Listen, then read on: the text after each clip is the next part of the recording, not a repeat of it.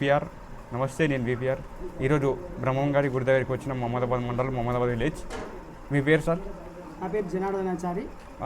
అంటే ఈ గుడి కట్టడానికి కారణం ఎవరు, ఎప్పుడు కట్టారు, ఏ ఇయర్లో కట్టిండ్రు గుడి, ఏ సంవత్సరంలో కట్టారు? ఈ గుడి కట్టడానికి కారణం ఏంటంటే కాలజ్ఞానం రాసినటువంటి శ్రీ వీరబ్రహ్మేంద్ర స్వామి గారు భూత భవిష్యత్ వర్తమాన కాలాలను ఆధారంగా చేసుకొని వారు కాలజ్ఞానం చెప్పడం జరిగింది. దాని ప్రకారంగా అతడు చెప్పినటువంటి కాలజ్ఞాన ప్రకారమే ఇప్పుడు ఈ కలియుగం నడుస్తుంది. ఆయన చెప్పిన అన్నీ కూడా నిజమవుతున్నాయి.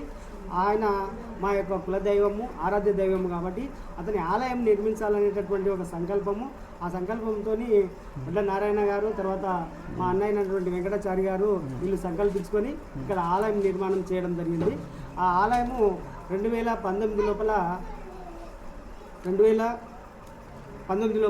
ఈ ఆలయ నిర్మాణం చేపట్టడం జరిగింది. గ్రామం లోపల ఉన్నటువంటి పెద్దలు, ప్రజలందరి సహాయ సహకారాలతోటి ఈ యొక్క ఆలయ నిర్మాణము గొప్పగా మనం ఆలయాన్ని నిర్మించుకోవడం జరిగింది. అయితే ఈ గుడి కట్టకముందు స్వామివారి ఇక్కడ వెలిసి ఉండేనా, లేదంటే శిలాపథకం చేపించి ఇక్కడ పెట్టినరా?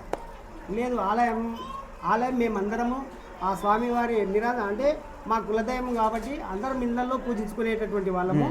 అయితే మేమందరము సంఘంగా ఏర్పడి ఒక ఆలయాన్ని నిర్మించుకోవాలి, స్వామివారి ఆలయాన్ని నిర్మించుకోవాలి, మనం అందరము కలిసికట్టుగా ఉండి స్వామివారి పూజలు చేసుకోవాలనేటటువంటి సంకల్పంతో ఈ స్థలాన్ని అంతటినీ మేము సేకరించి ఇక్కడ స్వామివారి ఆలయం నిర్మాణం చేసుకొని మేమందరము సంఘం తరపున గ్రామ ప్రజల యొక్క సహాయ సహకారాలతోటి ఇక్కడ నిరంతరం కార్యక్రమాలు చేపట్టడం జరుగుతుంది. అయితే ఈ యొక్క ఆలయ నిర్మించడానికి ఎవరైనా డోనర్స్ సహకరించారు, అంటే దాతలు సహకరించారా? మీ అంతకు మీరే దోస్తులు కలిసి ఈ యొక్క ఫ్రెండ్ సర్కిల్ కలిసి ఆలయాన్ని నిర్మించడం జరిగిందా? మేమందరం కూడా సంఘంగా ఏర్పడి ఈ యొక్క స్థలాన్ని సేకరించి ఈ స్థలం లోపల స్వామివారిని మేము నిర్మాణం చేపట్టి స్థాపించుకోవడం జరిగింది. అయితే ఈ ప్రత్యేకంగా మీ వడ్ల కమ్మరోలు మాత్రమే వీరబ్రహ్మేంద్ర స్వామి వారికి ముందర ఉండి చేయగలుగుతారు. దాని చరిత్ర ఏందో ఒకసారి చెప్పగలుగుతారా? అంటే అతను మా కులదైవం కాబట్టి మేము కొంచెం అతని పైన ఎక్కువ భక్తి శ్రద్ధలు చూపిస్తాము. కాకపోతే అతను అందరి దైవము కాబట్టి మేమంటూ ప్రత్యేకంగా ఏమి లేదు. అందరూ ఎవరైనా స్వామిని పూజించవచ్చు, ఆరాధించవచ్చు. ఎన్ని రోజుల పాటు ఈ ప్రతి సంవత్సరం జరుగుతుంది ఇక్కడ ఉత్సవాలు? ఆ ఉత్సవాలు అనేది ఎన్ని రోజుల పాటు జరుగుతున్నాయి? ఈ కార్యక్రమాలు ఈ వైశాఖ శుద్ధ దశమి రోజు శ్రీ వీరబ్రహ్మేంద్ర స్వామి గారు సమాధి కావడం జరిగింది. దాన్ని పురస్కరించుకొని ప్రతి ఏటా కూడా 3 రోజుల పాటు ఇక్కడ కార్యక్రమాలు నిర్వహిస్తాము. అందులో చివరి రోజైన దశమి రోజు ఇక్కడ బ్రహ్మాండంగా కార్యక్రమాలు నిర్వహించుకుంటాం. దాదాపుగా ఇప్పుడున్న యువతకు, అప్పుడున్న యువతకు చూసుకుంటే అప్పుడున్న యువతకు మీ జనరేషన్లో మాత్రం మీకు తెలుసు స్వామివారు ఎందుకు సమాధి అయ్యారో.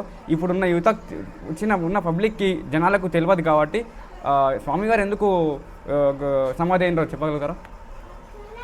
స్వామివారు అంటే అక్కడ అప్పుడు ఉన్నటువంటి ఆ యొక్క కాల పరిస్థితులను బట్టి సమాజానికి కావాల్సినటువంటి ఒక భక్తి మెసేజ్ని స్వామివారు అందించి వచ్చే తరాలు కూడా ఇలాగే నడుచుకోవాలి, ఇలా నడుచుకుంటేనే సమాజము ఒక మంచి నడవడితో అభివృద్ధిలో ఉంటుంది అనేటటువంటి ఈ యొక్క మెసేజ్ని ఇవ్వడం జరిగింది. దాని ద్వారానే ఇప్పుడున్నటువంటి యువత కూడా ఆయన చెప్పినటువంటి ఒక కాలజ్ఞానం ఏదైతే ఉందో అందరికీ ఇప్పుడున్నటువంటి యువతకు కూడా అర్థమైపోతుంది. అప్పుడు ఆయన చెప్పినటువంటి కాలజ్ఞాన విషయాలన్నీ కూడా అర్థమవుతున్నాయి. అయితే స్వామివారి యొక్క జీవచరిత్ర చూసుకుంటే స్వామివారు గతంలో చెప్పినట్టు పంది పిల్లలకు మనుషులు కొట్టడము ఎన్నో జరుగుతున్నాయి. అయితే దానిపైన మీరు ఇప్పుడున్న యువత ఎట్లుందంటే ఇవన్నీ ఏంది అంత డూప్ అని నమ్మటం లేదు. దానిపైన మీరు ఏం సందేశం ఇస్తారు ఇప్పుడున్న యువతకు? అతను చెప్పినటువంటివి జరగలేవు అనడానికి నేను దాన్ని అంగీకరించడం లేదు. అతను చెప్పిన అన్ని విషయాలు ప్రస్తుతం కూడా జరుగుతున్నాయి. ఎందుకంటే ఈశాన్య దేశాన ఒక విషవాయువు పుట్టి ప్రపంచమంతా అల్లకొల్లమవుతుంది అనేటటువంటి ఒక విషయాన్ని తీసుకున్నట్లయితే చైనా లోపల ఒక విషవాయువు ప్రవేశమై ప్రపంచాన్ని మొత్తాన్ని కూడా ఆపేసింది. అటు ఆ ఒక్క ఉదాహరణనే మనకు ఇప్పుడు ప్రస్తుతం ఉన్నటువంటి యువతకు ఒక ఉదాహరణగా చెప్పొచ్చు. స్వామివారిది జన్మస్థలం తను ఎక్కడ జన్మించారు, ఎక్కడ సమాధి అయ్యారు? అతను సమాధి అయినటువంటిది కందిమల్లయ్యపల్లిలో. తను పలు దేశాలు అన్ని పర్యాటకం చేసుకుంటూ తీర్థక్షేత్రాలు పుణ్యక్షేత్రాలు పర్యాటన చేసుకుంటూ కందిమల్లయ్యపల్లికి వచ్చేసి అక్కడ తాను జీవ సమాధి అయింది. భక్తులు అందరి చేత బ్రహ్మాండమైనటువంటి పూజలు అందుకొని అక్కడ జీవ సమాధి కావడం జరిగింది. ఆయన జన్మస్థలం ఎక్కడ? పాపాగ్ని మఠము. ఆ బ్రహ్మంగారి మఠంకు పక్కలనే అక్కడనే ఉంటుంది. 50-60 కిలోమీటర్లు దూరం లోపల జన్మస్థలం ఉంటుంది. అయితే దాదాపుగా మీరు ఇక్కడ ఉత్సవాలు 3 రోజుల పాటు జరుపుతున్నారు. స్వామివారిని ఊరేగింపు చేయడం అలాంటివి ఏమన్నా ఉంటాయా? ప్రస్తుతానికి ఇప్పుడు లక్ష్మీ నరసింహస్వామి చూసుకుంటే, ఆంజనేయ స్వామి చూసుకుంటే వాళ్ళు జన్మించినప్పుడు ఊరేగింపులు అలాంటివి మనం చేస్తారు. మీరు కూడా అలాంటివి చేయడం ఏమైనా జరుగుతుందా? ఈ కార్యక్రమాలని అంటే స్వామివారి యొక్క ఆరాధన కార్యక్రమాలను పురస్కరించుకొని మేము ఉదయం నుంచి కూడా స్వామివారితో స్వామివారి అభిషేక కార్యక్రమాలు పూజాది కార్యక్రమాలు అన్ని నిర్వహించిన తర్వాత మధ్యాహ్నం వేళ భోజన కార్యక్రమాలు నిర్వహించి సాయంత్రము స్వామివారిని శోభయాత్రగా పల్లకి సేవ కార్యక్రమం చేయడం జరుగుతుంది. ఎక్కడి నుంచి ఎక్కడి వరకు తీయగలుగుతారు, తీస్తారు? అంటే ఈ ఆలయం నుంచి మొదలుకొని గ్రామం చుట్టూ ఉన్నటువంటి ముఖ్యమైన రహదారులను కలుపుకుంటూ గ్రామాన్ని చుడతాం. అయితే స్వామివారి యొక్క గురువు ఎవరు? మనకు ప్రత్యేకంగా మనకు విద్యని అభ్యసించే వాళ్ళు గురువులు ఉంటారు. తనకు కూడా ఒక గురువు ఉంటారు కదా, తన గురువు ఒక చరిత్ర చెప్పగలుగుతాను మీరు? తను అంటే అతను పుట్టుకతోనే దైవాంశ సంబుతుడు. ఆ త్రిమూర్తుల రూపమే వీర బ్రహ్మేంద్ర స్వామి అని అంటారు. కాబట్టి తను పుట్టడంతోనే తల్లిదండ్రులు చనిపోవడం జరుగుతుంది. అతను పెరుగుతూ తాను తనంతట తానే అవన్నీ విద్యలన్నీ అభ్యసించుకొని ఇది కావడం జరిగింది. మాకు బయట చూసే పబ్లిక్కి తెలియక అడుగుతున్నా, ఇవి చూసే వాళ్ళకి కూడా తెలియాలి కాబట్టి, సిద్ధయ్య అని చెప్పి క్యారెక్టర్లు తర్వాత కొంతమంది ఉంటారు. స్వామివారికి అన్నదమ్ములు అవుతారా, కొడుకులు అవుతారా, ఏమవుతారో మాకు తెలియదు. ప్రత్యేకంగా మీరు వివరిస్తారా? సిద్ధయ్య అనేటటువంటి వ్యక్తి స్వామివారికి ప్రియమైనటువంటి శిష్యుడు. అతను ముస్లిం యువకుడు.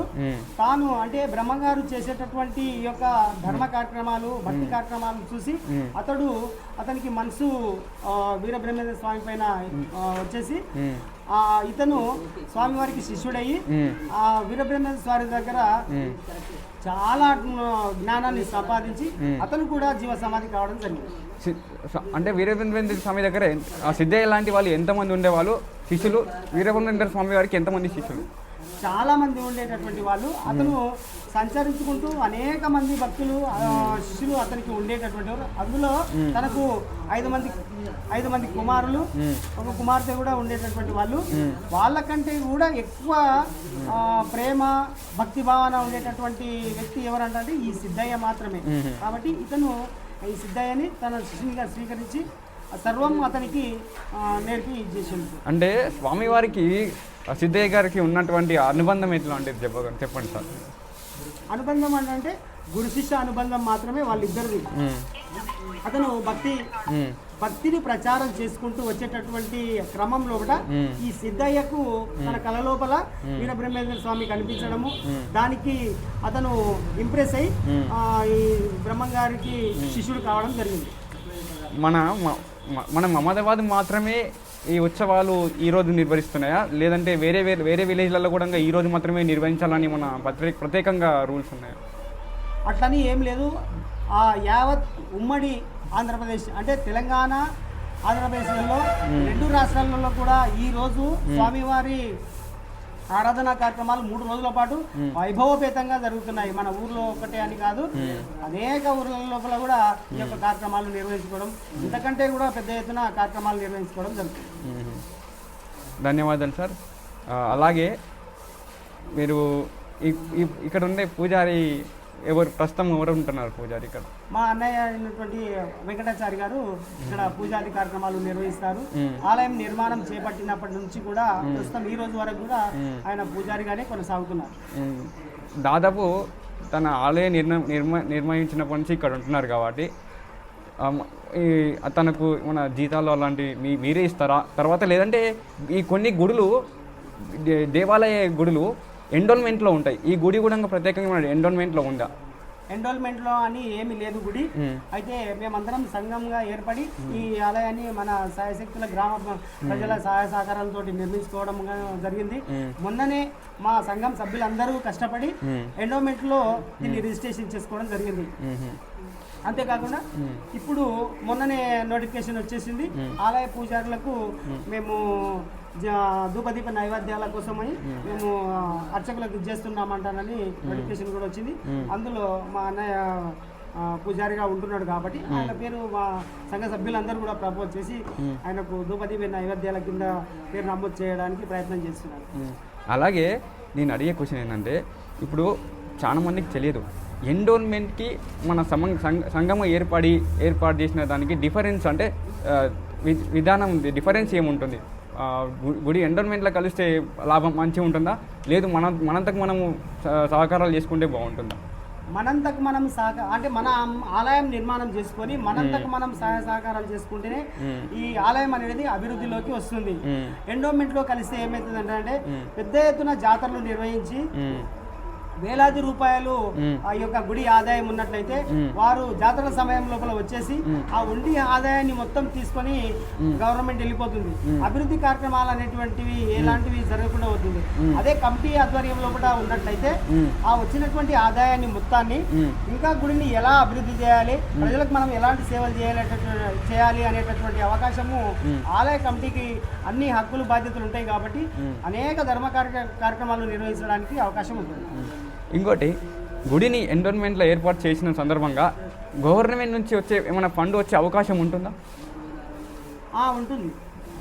ధన్యవాదాలు. అమౌంట్ కూడా వచ్చేటటువంటి అవకాశాలు ఉన్నాయి. అంటే అభివృద్ధి చేసుకోవాలి అనేటటువంటి ఉద్దేశంతో మనము గవర్నమెంట్కు ఒక 2 లక్షలు డిపాజిట్ చేసి ఆ తర్వాత ఒక 50,000 మనం ఫిక్స్డ్ డిపాజిట్ చేసి అటువంటి కాగితాలన్నిటినీ కూడా మనము ఎండోమెంట్ శాఖ వారికి సబ్మిషన్ చేసినట్లయితే వాళ్ళు మనకు దాదాపు ఒక ఆలయ నిర్మాణం కోసమై ఒక 10 లక్షల రూపాయలని మన ఆలయానికి రిలీజ్ చేయడం జరుగుతుంది. దాని ద్వారా మనం ఆలయాన్ని అభివృద్ధి చేసుకోవచ్చు. మీరు ఇంతకుముందు 2 లక్షలు డిపాజిట్ చేయడం జరుగుతుంది అని అన్నారు. ఆ 2 లక్షలు డిపాజిట్ చేయడం వల్ల మనకు దేవాలయకు ఏమన్నా గవర్నమెంట్ నుంచి ఏమన్నా ఫ్యూచర్ల గుడి అభివృద్ధి కోసం గవర్నమెంట్ నుంచి దాదాపు 10 లక్షలు 15 లక్షలు వచ్చే అవకాశాలు ఉన్నాయా? అవకాశాలు ఉన్నాయి. దానికోసమయ్యే మనం డిపాజిట్ చేయాలి. అవి మళ్ళీ మనమే వాడుకోవచ్చు. ఆ 2 లక్షల రూపాయలు కూడా మళ్ళీ మనమే మనకే రీఫండ్ ఇస్తారు. ఓకే, ధన్యవాదాలు సార్. మీరు ఎన్ని సంవత్సరాల నుంచి ఈ గుడి అర్చకుడుగా పనిచేస్తున్నారు? అయితే మీకు గవర్నమెంట్ నుంచి గుడి ఎండోల్మెంట్లు అయ్యింది కాబట్టి మన జీతాలు అలాంటివి ఇవ్వడం జరుగుతుందా? ప్రస్తుతంలో రావచ్చు అని అనుకుంటున్నారు. ఈ గుడి గురించి ఏమని చెప్పగలుగుతారా? అందరం కలిసి మాకు కులదైవం అని చెప్పని ధన్యవాదాలు స్వామి.